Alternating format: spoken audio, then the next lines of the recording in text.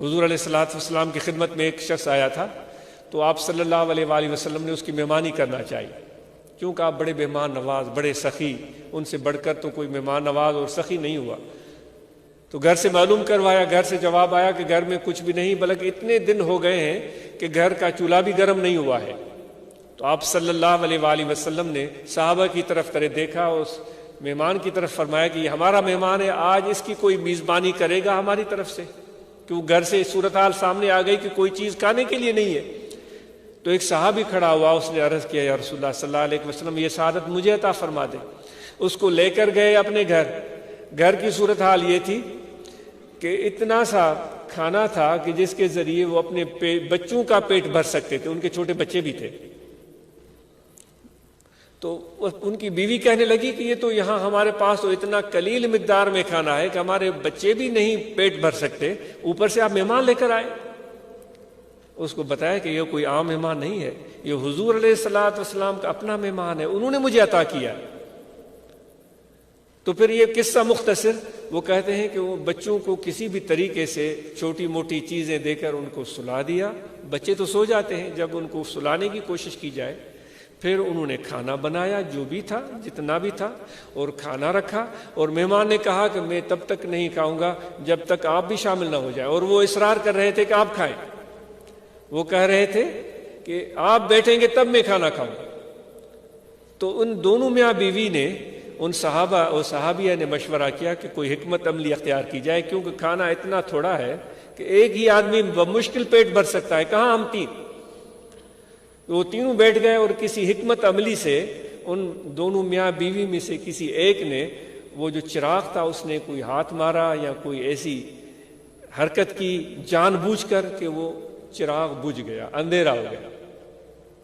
اب وہ منہ ہلا رہے ہیں، ہاتھ بھی آگے کر رہے ہیں، اور اس طرح تاثر دے رہے ہیں کہ ہم کھانا کھا رہے ہیں، اور مہمان کھا رہا ہے کہ یہ بھی کھا رہے ہیں۔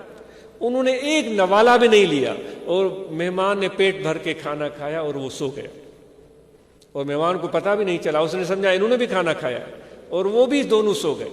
جب صبح وہ صحابی اس مہمان حضور علیہ الصلوۃ والسلام کو لے کر آپ کی بارگاہ میں پہنچے، جیسے ہی پہنچے انہوں نے تو ذکر بھی نہیں کیا کہ ہمارے بچے تھے، وہ بھوکے تھے، ہم میاں بیوی تھے، ہم بھی بھوکے تھے، کھانا تھوڑا تھا۔ ہم تو بڑی کہانی بناتے ہیں، میں اپنی بات کرتا ہوں، مجھے بڑی شرمندگی ہوتی ہے، ہم بڑی کہانی بناتے ہیں، میں نے یہ کر دیا، پھر میں نے وہ کر دیا، پھر میں اس طرح کیا، میں نے پھر اس طرح کیا۔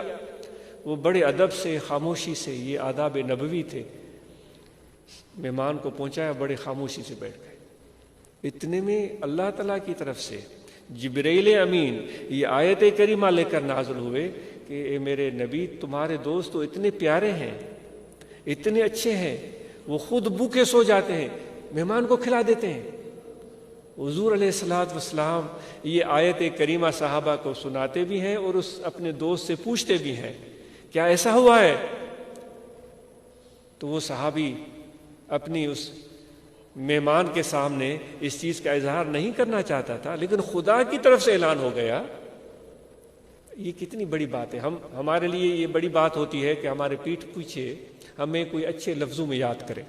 کہتے ہیں کہ بھئی اگر آپ کے اوپر صاحبان ہے، گھر میں کھانا ہے، لباس پہننے کو ہے، آپ کا اخلاق اور عادات اچھے ہیں، لوگ آپ کے پیٹھ پیچھے آپ کی شکایت نہیں کرتے، تو یہ بھی اچھی بات ہے، یعنی آپ ٹھیک جا رہے ہیں۔ لیکن اگر آپ کے پیٹھ پیچھے آپ کو اچھے الفاظ میں یاد کرتے ہیں، بھئی وہ سخی ہے، وہ مہربان ہے، وہ بڑا اچھا انسان ہے، درد مند دل رکھتا ہے، تو کہتے ہیں یہ انسان کی کامیابی ہے، یہ ایک انسان کی کامیابی ہے۔